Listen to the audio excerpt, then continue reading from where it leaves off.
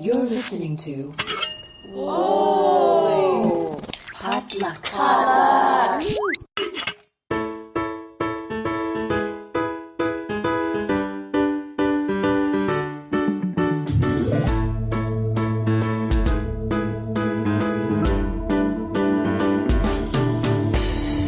And hey, you are listening to Books and Boba, a book club and podcast featuring books by Asian and Asian American authors. My name is Marvin Yue. And I'm Rira Yu. And on this episode, we are discussing The Imaginary Lives of James Pōneke by Tina Makereti, which is our July 2023 book club pick. As always, Books and Boba is supported by our listeners on patreon.com/booksandboba, where you can join and support the Books and Boba book club, while also getting access to our members-only Discord and monthly bonus episodes. I guess with that said, shall we get into our book club discussion? Yeah, before we start, just some trigger warnings. So there is sexual assault in the book, and also some homophobia. I mean, this book takes place in 1846, and this book is about a gay Indigenous boy in Victorian London. So you can imagine how they do not take kindly to gay characters. Yeah, and also a spoiler warning for anyone who has not read the book yet. In our book club discussion, we do discuss the book's plot in its entirety. So if you have not finished the book, you will be spoiled. So with that, Rira, let's get started like we always do with the book jacket description of our book. So begins the tale of James Pōneke, orphan son of a chief, ardent student of English, wide-eyed survivor. All the world's a stage, especially when you're a living exhibit. But anything can happen to a young New Zealander on the savage streets of Victorian London. When James meets the man with laughing dark eyes and the woman who dresses as a man, he begins to discover who people really are beneath their many guises. Although London is everything James most desires, this new world is more dark and dazzling than he could have ever imagined. Yeah, so this story is a Victorian set coming of age that follows the adventures of Hemi James Pōneke.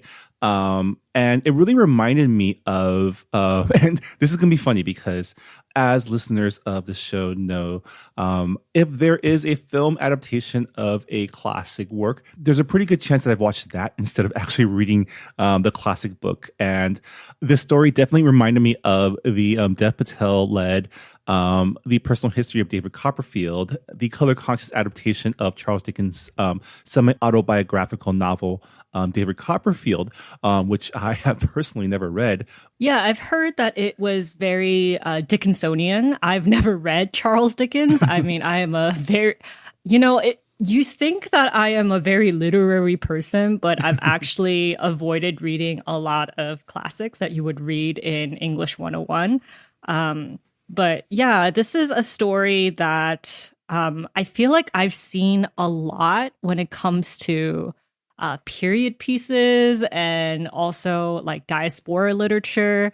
I mean, it's just in the nature of like what happens when someone who is a fish out of water comes to a big city, and you add that layer of being a diaspora, and it's like, okay, well, it's someone who is now at the center of the empire, and how there is a violence to colonization. And I thought this book did a really good job just showing, like, just having the main character hold up a mirror to Victorian society and being like, are you sure that we're the ones who are savage when you have such poverty, when your city is filthy, when people are suffering and your wealthy class is able to afford all this luxury, when like you have all of these things that you have stolen from other countries, but you don't even value like the meaning of them.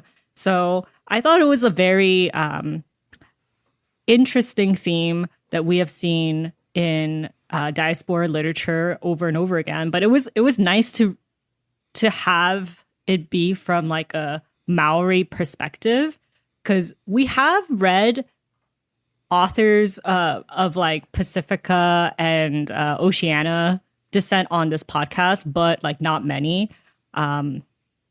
And like that's partially due to like distribution because we do check like okay like when was this book published, is it modern, does it reflect like modern issues that people who are indigenous face in their countries, is it something that people can actually borrow at their libraries. So I was pleasantly surprised that this book came out in 2018. And despite it taking place in Victorian London, as an American reader, I'm like, oh, there's a lot of stuff that are reminiscent in our current day society. I mean, to be fair, a lot of the current ills of society, especially when it comes to like white supremacy and classism, all kind of stem from Imperial England, right? Like we've never, like the world has not gotten over it. Like America kind of inherited all those issues because by nature of being like originally from that same empire, right? So I think it's interesting that this is like a very, like, it's a classic coming of age story following a boy from like his childhood to like becoming an adult man, but told from this perspective of like a marginalized person in an empire who like kind of has to get over their idealization of civilization, right? Because a lot of James or Hemi's growth throughout the book is coming to terms with like this culture that he has idealized is not as great as he thought it would be, and in fact like causes a lot of harm to the people that he identifies with most. And he's a character who is constantly displaced. So in the beginning of the story, we find out that his village was invaded by a warring tribe, so by a rival tribe. And pretty much his entire family is wiped out except for his father, who is the chief. And his father puts him in the care of a missionary house. So he grows up learning English, reading the Bible and all of that stuff. So he's already removed from like his heritage, and he's displaced again when he goes into a white town. Yeah, he runs away from the mission because he wants to, like, I guess. Well, his father was killed. That's one. And it was just like, well, where do I belong now? Like, do I think I can find my father's tribe, even though they're scattered? Will I be able to find a place that I can belong in? So originally he leaves to find his people, but he stumbles upon a white town where there's no person of color. And he makes himself useful. And he's kind of seen as like this novelty, it's like, oh, wow, like a Maori boy who can speak perfect British English and is able to write and has like darling stories and all that. But then he's displaced once again because he meets a Maori tribesman who comes to the town in order to, trade for supplies. But due to a misunderstanding, he gets killed by some civilians in that town. Yeah, what did you think about that scene? Because to me, it really reminded me of one of the early scenes in R.F. Kuang's Babel, where the main character Robin stands by as one of his fellow countrymen gets verbally abused by a ship recruiter, and Robin, even though he has the ability to intervene because he's able to speak both languages, refuses to out of fear. And this definitely has like similar vibes where Hemi might be able to diffuse the situation, but is so afraid to risk his own safety that he just stands by and watches this man get killed in front of him. Yeah, and yeah, like this book really reminded me a lot of Babel, not only because of the setting. It takes place in not Victorian England. I don't think Babel takes place in Victorian England. I don't remember, but it touches on the same themes, right? The violence of colonization and aligning yourself with white supremacy so that you could have privileges and comfort. So yeah, like I think this is an experience that a lot of not just Asian Americans, but a lot of diasporans face, because you want because like once you flee from your country, whether it's by choice or by circumstances, you know, you want to survive. Survival mode kicks in, and it doesn't really give you like collectivism is not a priority. Yeah, I mean, as a marginalized person, or even like a indigenous person in a colonized country, you don't have the power, right? And you know, for a lot of people, in order to survive, you have to align yourself with whoever holds power in the current structure, and that's typically under like an empire, the ones with the guns, right? And you have to, you know, it's a lot of masking in society. You know, it's like in order to get what you need, in order to protect yourself, you need to portray pretty much the character that the dominant culture expects you to be. Yeah. But after this act of violence, he kind of ends up leaving this settlement when he realizes that, like, yeah, they don't like people like me. And ironically ends up traveling with the tribe of the dead warrior, who just so happens to be probably maybe the tribe that killed his father. Killed right? his his parents. That's right. I thought it was interesting how you know, language is used in the book, because you see him talk in his tribal dialect, and then, you know, he switches to English. And every time when he switches, he notes that like he's very rusty, and he's like, oh my God, I have to relearn how to be part of this community again. And I feel like that is something that we go through a lot as Asian Americans, you know, like when you have to like code switch back and forth. And, you know, like it's not until you go back to the motherland that you realize, oh, wow, like I've lost a lot of like my cultural knowledge or like my language. And it's like very alienating. Especially the fact that like a lot of these missionary schools and a lot of these, you know, like colonial schools, they're designed to like take away your indigenous identity, because one of the goals of empire is to make everyone the same. Like throughout the book, it's not always at the top of his mind, but then no, throughout the book he thinks back to his father and how like he's like ashamed of like all the things that he's losing from his culture. Yeah, and at the same time he realizes that his father put him in the hands of missionaries in order for him to have a leg up in society. So it's like contradictory, you know? It's like, I want to be just like my father. I want to keep my cultural heritage. However, my parents put me in an impossible situation where I'm in the care of people who want to erase my identity. And that is the main way of survival in a white society. Yeah. So I thought that was like pretty, you know, pretty relatable, even in current day society. And then, so they end up in what is modern day Wellington. I forgot what the name of the port is called in the book, but that's when they meet the artist. Yeah, in Tina's acknowledgments, she says that the artist was inspired by a real life historical figure, George French Angus, and he too went to New Zealand and South Africa to pretty much sketch out like indigenous people and the objects that they have. But of course, he doesn't know anything about their culture. He's just drawing for the sake of his own career and to further his own fame. So, yeah, but James is enamored by the artist because of his tools, because of the fact that he represents everything that he wants. He wants education. He wants to see the world.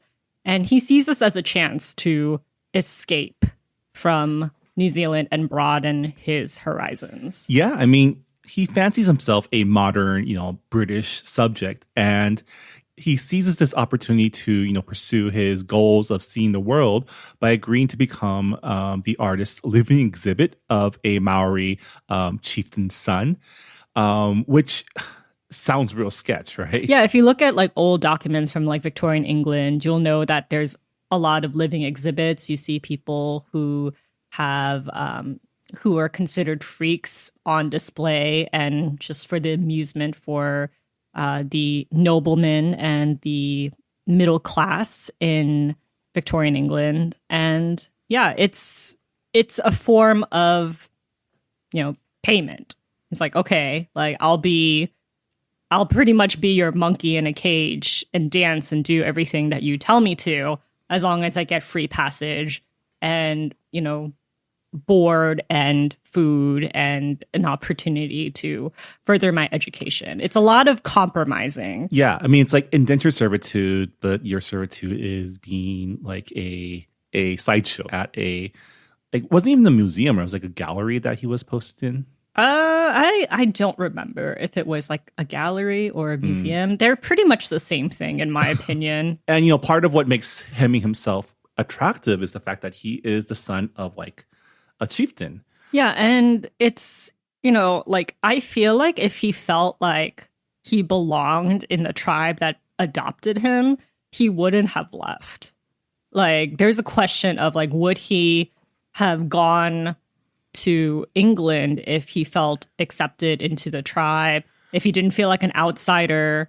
I feel like if he had never gone to the missionary school, he might have stayed with the tribe, right? But he's already been tainted by colonial education to like aspire to be like white or white adjacent, right? Yeah.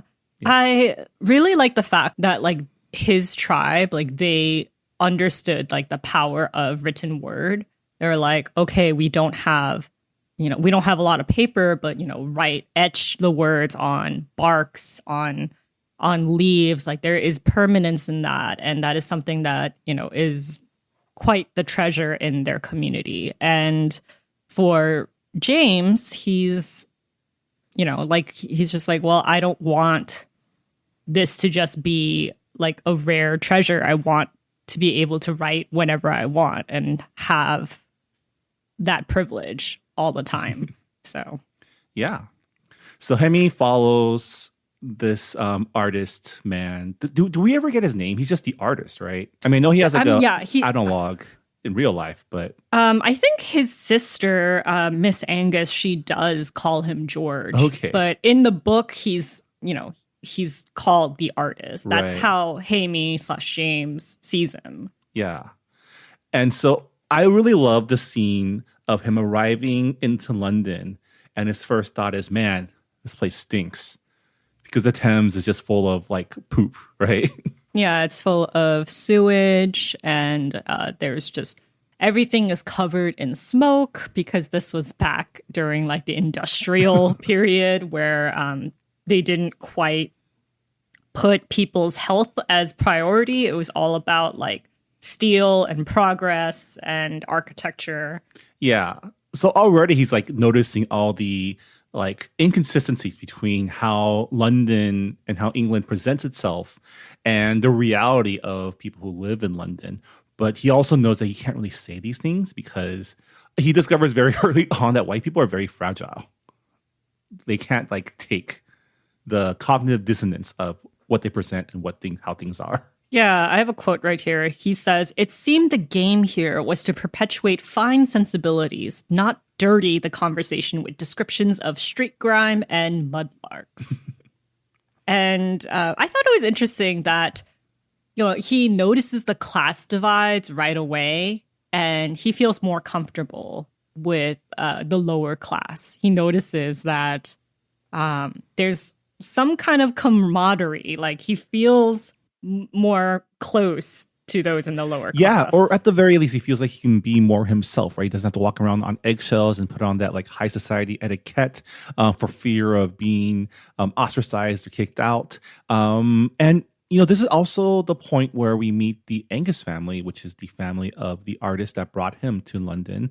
And I gotta say, I was pleasantly surprised that they were pretty accepting of Hemi. The father in particular, Mr. Angus, seemed to be like, by all accounts, a pretty progressive Englishman. Like he still says some cringy things sometimes, like, "Oh, look what can happen if we, give people like a proper education."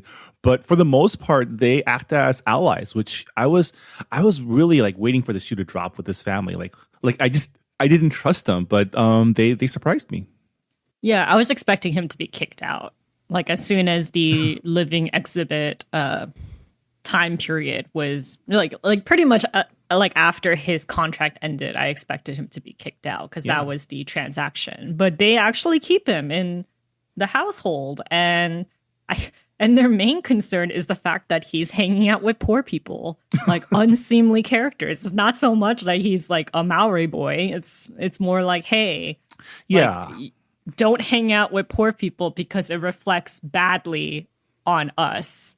And he also like mentions how it's weird that the upper class ladies have a different code. Like they live by another set of rules compared to women of the lower class. And he was just like, that's just so weird because in back when I was with like my people in New Zealand, like, you know, women were in, you know, very independent roles. They were respected. They were able to, you know, move throughout their society without like being concerned about being compromised. It was like a very weird concept to it. Yeah, and that's not to say that the Angus family didn't have their weird vibes. You know, a lot of those dinner conversations revolved around things like, what is savagery? And the family still, you know, is like, they're not exactly putting like their reputation or, you know, position on the line to fight for equal rights. But I was glad to see that Hemi was able to land in a family that was able to provide support and shelter, which, you know, probably wasn't the case for a lot of people in his situation. Yeah, and you know, you get the sense that he understands the privilege that he has. He's like, oh my gosh, like I'm in the care of a family that's actually decent. I actually do have like decent board and food. There are other living exhibits that, you know, have been swindled, have been abused, and he also understands that Black people are treated less than compared to him. And it's, you know, he's starting to learn the hierarchies within not just like the upper class white society, but also like underground, lower class, people of color, pretty much the hierarchy of outsiders. Yeah. And it was really interesting to read from that perspective, you know, someone who like don't know the rules and he's learning them. Yeah, and so this is the part of the book where he works and lives as a living exhibit, representing the Maori, I guess, culture in this like art gallery or museum. And essentially he's just like kind of a living ask me anything kiosk where he answers questions about his culture asked by like the British people coming into the exhibit. Yeah, I thought it was interesting how he said, I suddenly had a strong sense of myself as a native New Zealander, as if being abroad gave me claim to the whole of the country that I had not felt when I was there. So he's like, wow, I have to really play up my nativeness, which I didn't even feel when I was with other native people in order to survive in this environment. And yeah, it's very interesting in the position that he's in. He like felt the pressure to like represent his people well. And he got the rep sweats. Yeah, he definitely got the rep sweats. He definitely was like, oh man, whatever I do, that's what people will think Maori people are. Right? Well, that's like his first, like that's his first thought. But as the exhibit goes on, he learns that, you know, people aren't there to learn about Maori culture. They already come into the exhibit with their own preconceived notions, and they're just, you know, want confirmation or want to feel like they're cultured. I did love that. Like, I did love the scenes where he just like was just messing with like the more let's say racist patrons of the exhibit. There was that one guy who like tried to claim that he was a cannibal. Yeah, and he was just like, you're lying about not being a cannibal. I know better because I've, you know, read all these books. And it's like, this is someone who is from that culture, has lived there. Have you ever left England, dear sir? Like, yeah. It just reminds me of like white people these days who are like, oh my God, I know so much about Korean or Japanese culture because I consume their media. And it's like, that media doesn't reflect the society that the real people are from. It's just nonsense. Yeah, who'd have thought representation matters would be a theme in this book as well? But yeah, through this exhibit, this is how he meets Billy Neptune, who is how would you describe him? He's not exactly a playboy, but he's kind of like a cool kid, right? A cool kid. One of the cool kids. And Hemi is drawn to Billy for reasons that we'll find out later. But he's also drawn to him because Billy represents like a side of London society that resonates more with Hemi because Billy is also someone who kind of lives in the margins, right? Yeah, Billy grew up with like a very rough childhood. His dad died, and because his older brother already had a job and was willing to take him on, he was able to make a living by working as a cabin boy on ships. And that was pretty much the only reason why he wasn't on the streets. And it was not, being a sailor at that young of an age is not ideal. It's not a great environment to be a kid in. Yeah, and Billy becomes Hemi's guide to, I guess, the Victorian England underground counterculture. He takes him out drinking and dancing and introduces him to his girlfriend, Henry, or Henrietta, who is a woman who enjoys wearing men's clothes.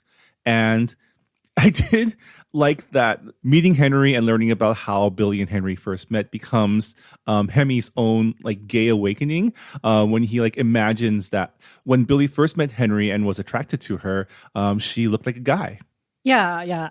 And like when that scene happened, I was super excited because I was like, oh my God, we have gay characters of color and indigenous backgrounds. Like that is like amazing when it takes place in 1846 England. So I was just like, this was not what I expected, but I got excited. Yeah, I mean, I thought it was amazing too, but also like this book isn't exactly a comedy, so I got really worried too. Yeah. This was one of those situations where I was reminded of Babel, because Babel also had women who were dressing up as men in order to protect themselves and also to have like more opportunities. And you also have the main protagonist who is a person of color who is part of the diaspora, find out that he is gay and is exploring that with his best friend. So yeah, and I really enjoyed this part of the story where Hemi is just hanging out with Henry and Billy, exploring the city, being young and having fun. I like the community that he builds with not only his friends but also his fellow living exhibits. And it was interesting to read Hemi's experience as he's finding this community that like accepts him and like challenges him, but at the same time feeling super alienated as well because of his developing like one-sided crush with Billy, his best friend, alongside like coming to terms with his sexuality. Yeah, I was also worried. I was like, oh man, I'm really excited that there are gay characters in this book, but also like, is there going to be gay misery? Like, are people going to be fridged? Like, I am concerned about people's safety in this book. And like for a while later on, I was like, oh, gay misery. Yeah, it's happening. Like a lot of angst is happening. And, like I expected it, but also I was like, it can't end like this. If the entire second half of the book is just going to be, gay people of color suffering, then like, I don't know what kind of message that brings out, Yeah, I mean, is it historically accurate? Yes, but also this is fiction, and I don't know. Like, yeah, I feel like so much of literature featuring gay characters, they are just like in such misery. They are fridged. They like, it's almost like trauma porn in a way. And I was really hoping that it wouldn't go into that territory. And it kind of tricked me for a second, but I'm glad it didn't go there. Yeah, I mean, it would have been nice to see if Hemi would have been able to find like whatever the underground gay community was in Victorian England back then. But that's not what we got. And that's not something that like Hemi would have sought out on his own, right? And, you know, throughout the story, Hemi himself is a very like he's a very selfish character, right? He's portrayed as someone who looks out for himself first and foremost, and combine that with the poor impulse control of like a youth.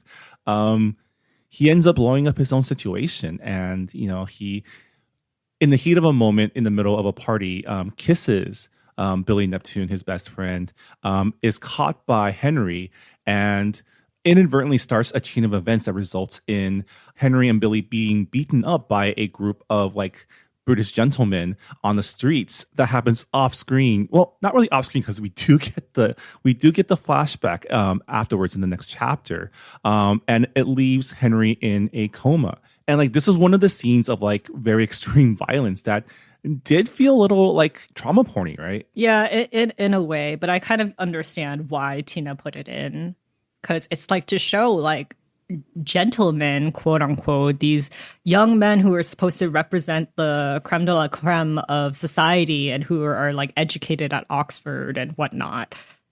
They are just terrible, lowly creatures who are, pretty much more savage than the people they consider savage.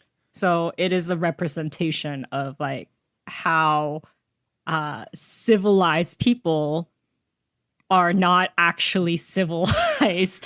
So Yeah. I understand why it was in there, but it was very, very tough for me to read. Yeah, and this idea of what is savage and what is civilized is a major theme of the story. And in general, like a theme of the relationship between indigenous people and like Western empires, right?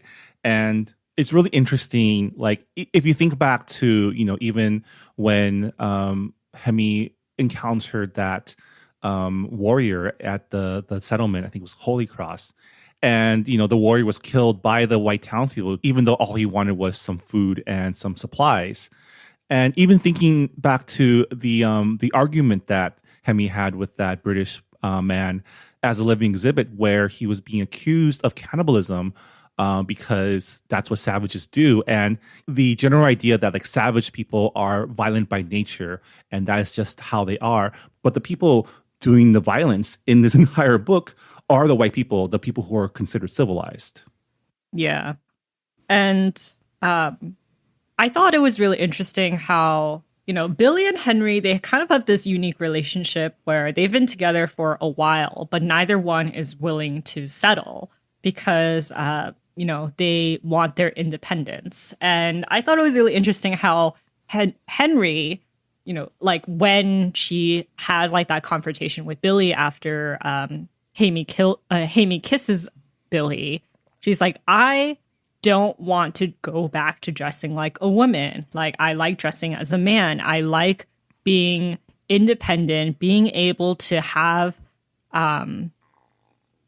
like my own rights, being able to have my own way. And I just don't want to be put back into the constrictions of being a Victorian woman. And that's kind of what Billy wants, and neither are willing to compromise. And I thought that was like a really good layer to Henry's character. Yeah, because given the time period, women don't really have a lot of rights at this point in time, right? Like, sure, the monarch is a queen, but I don't think like women don't have the right to vote. They don't have the right to own property. Yeah, they don't have any of those rights. And the only way you could really live, quote unquote, comfortably is if you marry well. And once your husband dies, then it's like, well, how are you going to make income, Yeah. And there's also a question of like, well, how are you going to raise your kids in a society where, they don't really give a shit about,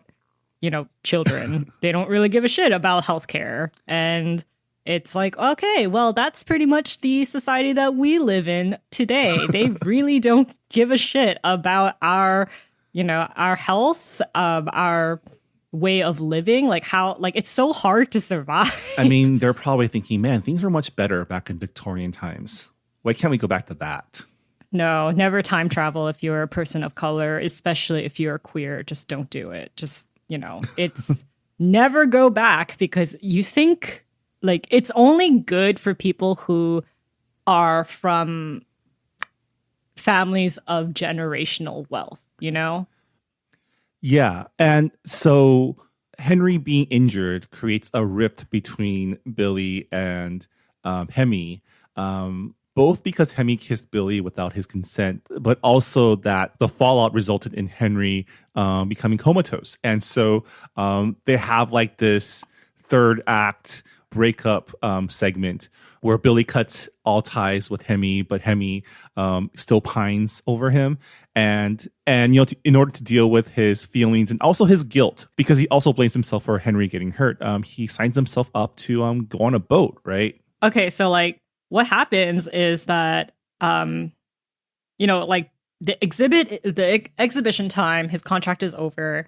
And, everyone he cares about, like the other living exhibits, like Esme and Ernie, who are like the little people who had an exhibit alongside him, they're going to France. And he's like, well, I'm going to be left all alone. I have no friends. All of my found family members are leaving. So there's nothing for me here. And in order to stay with Billy, in order to repent, he goes to Mr. Angus and says, hey, let me work on one of your ships. I want to travel the world. But of course, he didn't really think about that. Like he thought that he could just, with time, Billy would forgive him. But once he gets on the ship, he realizes, oh no, like Billy is not going to forgive him as easily. And now he's stuck in a situation where he's pretty much at the bottom of the hierarchy. And he's like, okay, well, I have no protection anymore. All the privilege that I had that protected me from being abused, that's all gone because he's on a ship. Yeah, and I really like that in this final act, we see some, character growth from Hemi as, on this boat where you strip away all the layers that protected him and all of the white adjacent connections that he has. And in order to survive, he finds community in the black and brown, like the non-white sailors on this crew. He gets brought under the wing of the Chinese chef Song, and he gets he has his first sexual experience with Ethan, the black former slave. Yeah, his story is interesting because he's someone who fled from slavery, and he was able to do that because he was in a port city in the Caribbeans.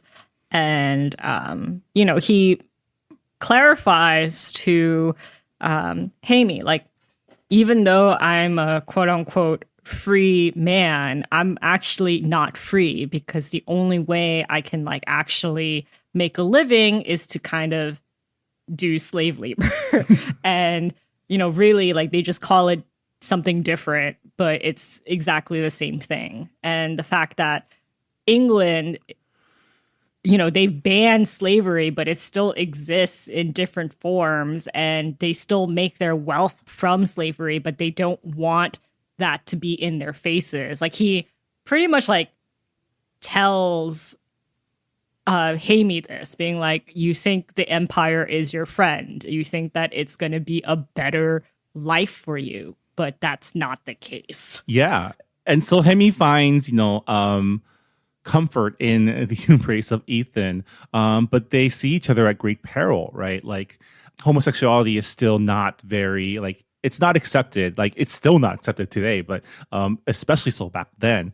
And, they're eventually caught by the white vice captain, who has already really been abusing Hemi throughout the voyage and, exerting his power. And when Hemi and Ethan are caught, Hemi is tied up and punished violently by this vice captain. And, the sad part is, as he's being punished, Hemi just accepts it because he feels like this is his punishment for allowing Henry to get hurt.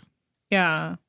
Yeah. Again, it was really tough for me to read that scene where he is getting raped by the first mate. And, it's very hypocritical, because he's being punished because he engaged in gay sexual activities. But then he's raped by the first mate. So it's just like, well, you're engaging in gay sexual activities. So it's just like, Yeah. that was just like messed up. That was so messed up. And it was so heartbreaking that, you know, he thought that he deserved that, like he had like to serve penance for what he did to Henry. And it's like, I don't know. It was just really tough for me to read. Yeah. And so he passes out from his ordeal, and when he wakes up, he finds that the ship is capsizing due to a storm, which, you know, he feels is karma for him, but I kind of feel like it's karma for the vice captain and the crew for being such dicks. But as he floats in the ocean, still tied to that wooden beam, he starts thinking about all the people that he's let down and hurt, you know, as he's in the ocean. It's a very beautifully written section where it's kind of stream of consciousness. He's thinking about the ocean and all the people that he's left or has left him, like his mother, his sister, his father, even Henry and Billy. Yeah, I mean, like he's reminiscing on his past and he's wondering, like, why did I decide to leave? Like, why did I think that I deserve to have a Victorian education? There's a lot of guilt tied to it. Yeah, he's thinking about all the things he gave up or all the choices he made in pursuit of like this colonial ideal and whether or not it was worth it. And, you know, eventually he does wash up on the shore and is rescued by a black fisherman and his family, who I believe are escaped slaves themselves, right? Yeah, they were escaped slaves. Which, yeah, once again, he's saved by people, the kindness of strangers who live outside of like the capitalist or imperialist frameworks, right? Yeah, I mean, it's another case of, oh, like who is civilized and who is considered savage. Here are these former enslaved people who, you know, are taking a complete stranger in and nursing him back to health at, you know, like they have children, they have mouths to feed. And it's like they're doing this without, you know, any expectations of, you know, repayment. Yeah. And this family, you know, informs them that they're essentially squatting on this land that, like, as far as they know, nobody owns. And even if they do, it's not like valuable. You can't farm on it, but you can fish enough to support a family. So I thought it was a really cool, I guess, glimpse at like another version of what life is like on the margins of people who, you know, can't count on the civilized world to support them. And so after Hemi recovers, he has to decide where he wants to go next. And this triggers like a really interesting internal conflict of what home is to Hemi, right? Is it New Zealand, but the tribe that he grew up in, was born to, doesn't exist anymore, right? The country of his birth is no longer there because it's been colonized, taken over, and renamed by the British Empire. So without that tether, what is home to him? And in the end, he decides to go back to London. Yeah, yeah. And really, that's like the only place that he can go to. He's like, well, maybe the Anguses will, you know, take me in at least for a short while before I get like back on my feet. And this is when I got like really surprised by the Anguses actually taking him back in. And I was just like, oh, they are, you know, yeah. Even though it was a transactional relationship in the beginning, there is some sort of care. Yeah. I mean, the way that Mr. Angus put it was like, well, you helped my son create a successful exhibit, which led to more projects for him. So essentially, you did provide our family with monetary value. But at the same time, I really like the fact that like the Anguses did seem like they had some progressive values, right? And, you know, in a few years, maybe could become better allies. Like right now, they're willing to, you know, provide shelter for this boy that they know personally. But, you know, you can tell that the Anguses definitely have a soft spot for Hemi. And I feel like if it came down to it, would side on the side of like progressive ideas and equality in the British Empire. Yeah, I thought it was interesting how the artist was the one who, you know, was actually in New Zealand and actually saw, you know, Hamey as someone in the tribe, you know, like he witnessed him being an actual person, but he doesn't treat him as a person. He treats him as a means to his fame. He appropriates a lot of the artifacts that his tribe allowed him to sketch. And you would expect him to be, you know, an ally or more understanding, have empathy. But it's actually Miss Angus in the Angus family who shows probably, actually, no, I think the housekeeper shows the greatest amount of empathy. But Miss Angus, like she, at one point, tells Hamey, like, I don't see you as savage. And it's kind of like implied that, you know, it took a lot of soul searching for her, like her being like, oh, like, I don't think you're savage now. And maybe I thought you were savage in the beginning when you first came into our home. But now that I've gotten to know you, I know that that was not the case.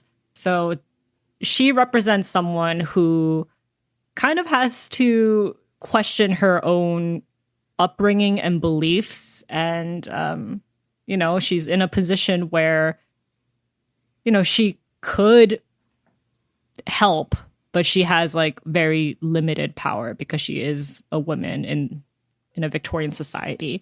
But a true quote unquote ally in this book is probably Mr. Antrobus, who is a philosopher, and he goes to the exhibit and he questions Hamey on like, hey, like, is this something that, you know, you agreed to do? Are you being taken care of? Why are you doing this? It seems like you have dignity. So why are you like exoticizing your culture in order to, you know, make money? And he's also questioning his own privileges and also his worldview on what it means to be civilized and savaged. Yeah. And so you do have white characters who have some form of redemption for the rest of their society. Yeah. And I guess this brings us to the end of the book, which, you know, the book is written in, like, I don't think it's epistolary, right? Because it's not exactly told in letters, but it is implied that the book that we are reading are the written recollections of Hemi James Pōneke. And it was a little weird and a little sad to read. The last few passages of the book is Hemi reaching out to his descendants or the people who are reading this letter and wishing for them a more just and equal world. And, you know, given the world that we live in, it's really not the case. But I do love that the final line of the book is, and if the world is not like that, feel free to, you know, give them shit for it. Yeah. Yeah. Did you think that Billy was alive at the end? I feel like he is now, like, the Billy that we saw both in the first chapter and in the last chapter is kind of like the ghost of like Hemi's regret. That's how I read it. Like, he's not... Yeah, same here. Yeah. I mean, he's imagining that Billy is coming into his room after like everyone is kind of out of the house or sleeping. And I'm like, well, how is he sneaking into the house? I don't think that's possible. So I think he's seeing a ghost because when he was shipwrecked, he had all of these visions of people he let down, people he loved and cared about, but turned his back on. So I'm just like, oh, like Henry is dead. That was like my conclusion. So if Billy is being written this way, I feel like he's also dead. Yeah, I mean, it was a little confusing because we do meet Billy in like the first chapter, but I'm pretty convinced that was also a ghost at this point, or like a figment of his imagination. Yeah. I was actually pretty surprised to find out that Hamey is not like an old man by the end, you know, like, because at the beginning, like the prologue, he sounds like an old man. He sounds like someone who has, you know, lived a lifetime of regrets and bitterness. and reflecting back on his youth. But actually, it's been barely like a year since he came to London. I mean, that's what living under empire and colonialism does to you. It puts you always on edge. You're always pressured to perform. And that constant stress does age people. And it really does feel like Hemi did live like several lifetimes in like the short time that this book encompasses. I mean, at the end of the book, he's like not even 17, right? No, definitely not. He's still a teenager. Yeah. So I was really surprised because when we read books that are kind of like written like, oh, like back when, like, listen to my story and, you know, this is how I grew up and I hope things are different for you in the future. You think that they are old people when they're writing their recollections, but it's someone who is like very young. And of course, he lived through a lot of lives, which is why the book is called The Imaginary Lives of James Pōneke, because he had to reinvent himself over and over again. Yeah. I guess with that, any last thoughts about this book? We didn't mention him, but there's a scene where Hemi and the artist are invited to like this conference, I guess, filled with like doctors and like scientific men. And he meets a black doctor of science. And, you know, he tells Hemi, like, you know, I am in a weird position where I kind of feel like a living exhibit. I am an educated black man, and I always have to perform in front of like white people. And, you know, they're always saying, oh, you're so articulate. You're like, look at you. Like if you have a British education, you can be civilized. And, you know, he's telling Hemi, like, you need to find your purpose. My purpose is to find emancipation for my people. But, you know, you need to find a thing that you think is worth fighting for. And no free man is free unless every man is free. So he imparts like a great amount of wisdom and, you know, imposes all these questions on Hemi, on his privilege and what he can do with his privilege. So I thought that was a very cool scene. That was probably one of my favorite scenes in this book. Yeah. And speaking eloquently, I did appreciate the fact that, like, for much of the book, Hemi feels like him being able to speak posh English is of benefit to him. But then in the last scene when he's on the boat, the fact that he speaks proper English is actually what annoys the vice captain first, right? Like, oh, you're brown. You think that you're better than us?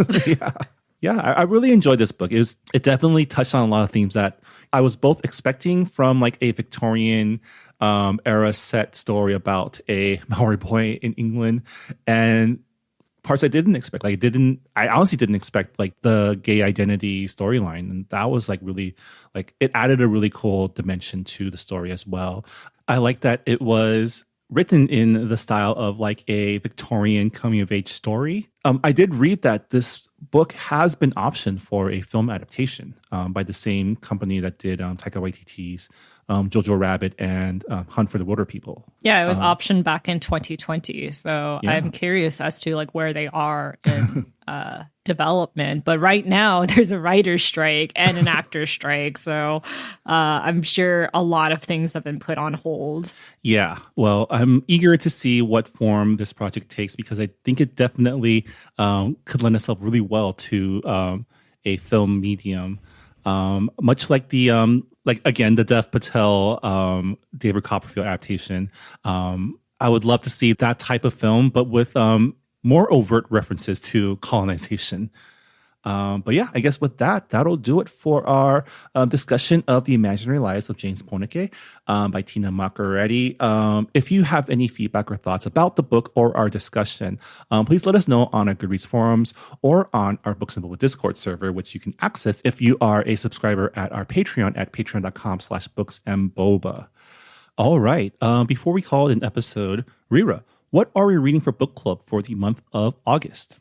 All right, so we are reading Bitter Medicine by Mia Tsai, and is a Shansha-inspired contemporary fantasy where a Chinese immortal and a French elf navigate romance, family loyalty, and workplace demands. So this is a paranormal adventure romance book. It is crossing a lot of genres.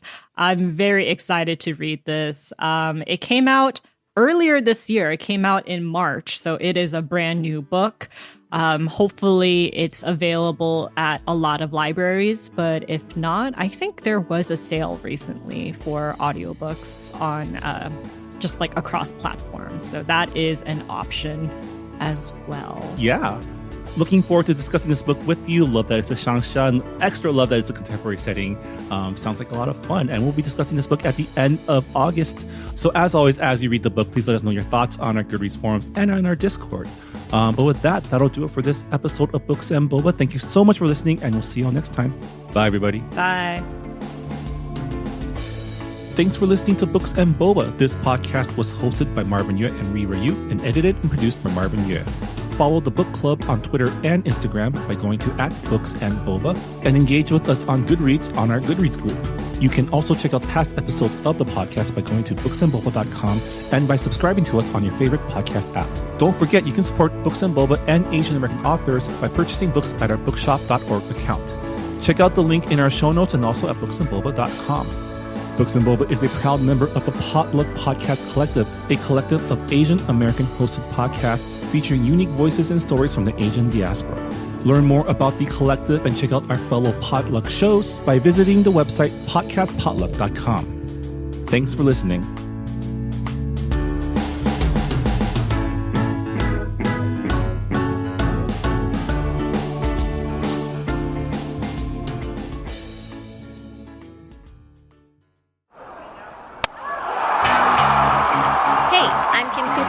Co-host the podcast Asians in Baseball alongside Naomi Ko and Scott Okamoto. Asians in Baseball is exactly what it sounds like. A podcast about the Asian and Asian Native Hawaiian Pacific Islander Americans in Major League Baseball. Every week, we break down the highlights of what's going on with Asians in baseball and then take a deeper dive into the Asian and Asian Americans past and present who have shaped baseball as it is today.